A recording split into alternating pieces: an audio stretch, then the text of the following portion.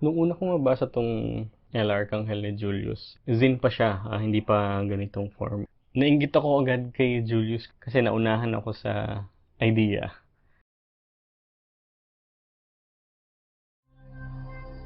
Kapag sinabing comics, ang pumapasok agad sa isip ng mga tao ay superheroes.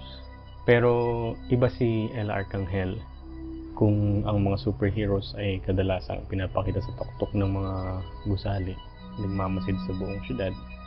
Itong si Ella, nasa baba, nakatingala mula sa isang madilim na sulok. Hindi siya hiwalay sa mga tao, bahagi siya ng karamihan.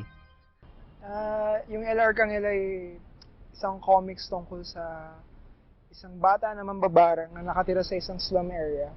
Naisip ko siyang gawin kasi may mga tradisyon tayo ng mga ganitong istorya, ng mga ganitong karakter. Inisip ko na i-modernize siya na gawing mas makabuluhan, quote-unquote. Na kaya sinet ko siya sa isang slum area dahil ngayon na mga parang hindi ka na matatakot sa mga engkanto, sa mga aswang ngayon. Mas nakakatakot na yung gobyerno, mas nakakatakot na yung pulis, mas nakakatakot na yung poverty na nararanasan ng karamihan. Yung lugar na tinitirhan niya, ang tawag ay Barangay Masikap. Hindi lang mga tao yung nagsisiksikan dun sa maliit na komunidad na yun. Mayroong ding mga sigbin na nangangalkal ng basura at mga tiyanak sa mga madidilim na sulok nito. Si El Arcangel yung namamagitan sa mga tao at mga halimaw.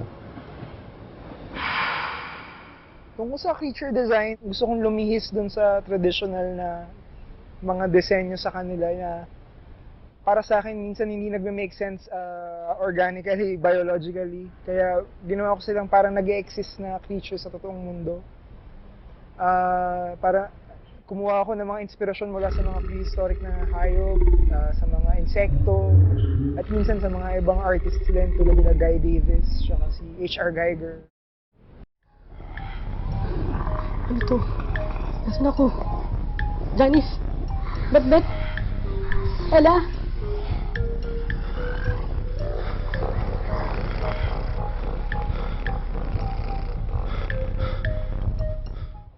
Ginawa kong yung iba yung itsura ni Ellen, yung ayoko yung typical na mistisahin na bida. Kasi karamihan pag may babae na yung dapat appealing siya sa karamihan, mukhang anime, ganyan. So ginawa ko yung talagang kita yung na malaki yung ilong niya, na hindi siya ganun kaganda, na magulo yung buhok.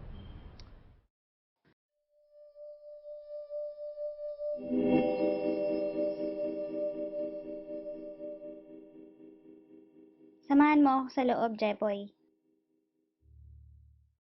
Nung sinabi ni Mervin na i-animate niya yung lalo ako natuwa. May tiwala naman ako kay Mervin Malonzo. Nirerespeto niya yung nasa pahina.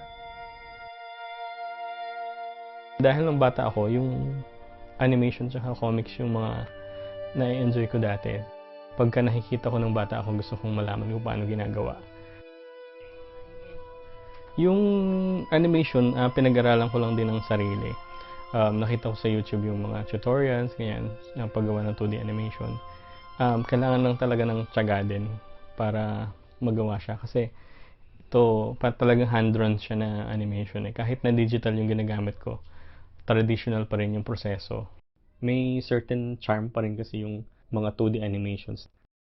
Gusto kong nakikita yung mga maliliit na imperfections, ganyan. Siguro kasi nagpapaalala yun na ginawa to sa kamay.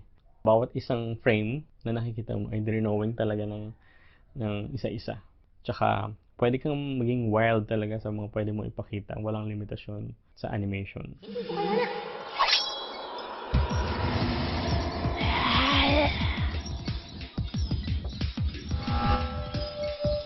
Pagpabuhay ng patay. Ang tinawag ng tigmamat.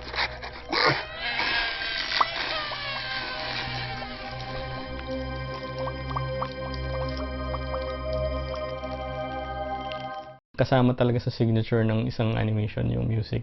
Yung kapatid ko kasi siya, may banda siya, tapos gumagawa talaga sa ng music.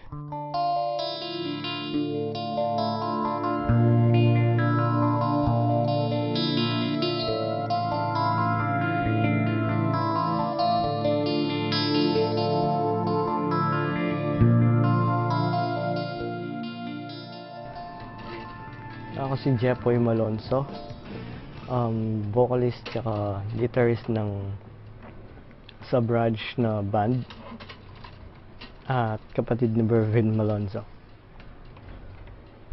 Ang sinabi ko sa kanya, gumawa siya ng music na base dun sa title ng first na episode na Oyayi sa Dilim. So parang lalabay na medyo dark. Simula pagkabata, yun sa mga panaginip ko, may mga instances na may tumutunog na paulit-ulit sa utak. Tapos siya yung parang nakakatakot na trigger lang ng eeriness kasi paulit-ulit. So ganoon lang siya, paulit-ulit lang din siya sa tunog ni Ella.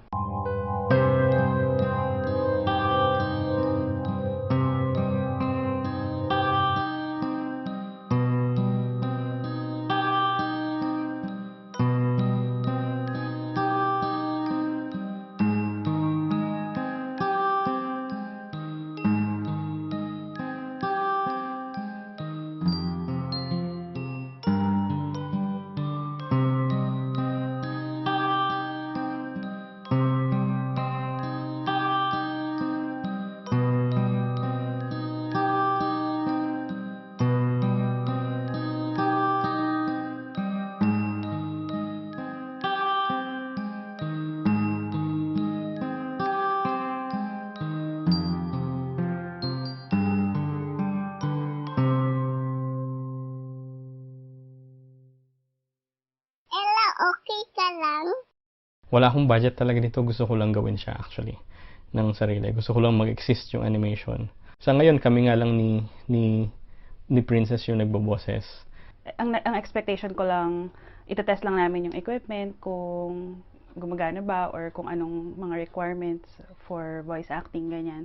Tapos, ayun, parang nag-work naman siya, so tinuloy-tuloy na lang din namin. Parang bumagay naman siya. Struggle kasi, syempre, hindi ako professional voice actor. Iba yung pagbabasa ng mga lines dun sa mismong pag-act nung emotion, kung ano mang emotion yung kailangan para sa eksena. Asan si Janice at Betbet? Pumasok sa tabit ng nanay ko, napasigaw si mama, kinagat daw siya.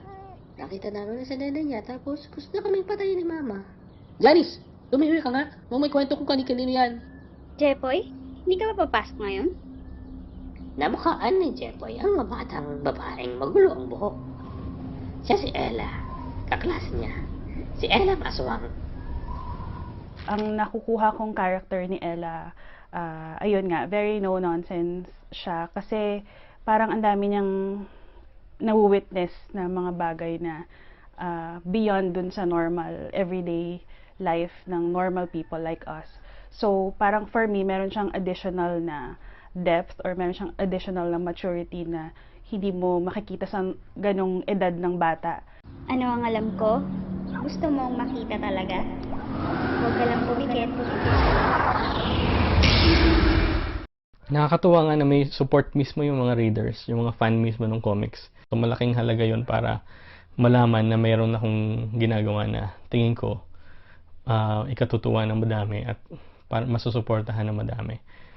Kaya, ayun, maraming salamat sa mga nagsuporta. Sa mga nakanood na, maraming salamat. Yung sa mga hindi pa nakakanood, ano pang hinihintay nyo, sobrang ganda nito at magiging proud kayo na may isang Filipino animator artist na nakagawa ng ganito na almost one-man team lang siya. Panoorin yung Ella Arcangel. Ngayon na. Ano ang alam ko? Gusto mong makita talaga? Huwag ka lang pumikit.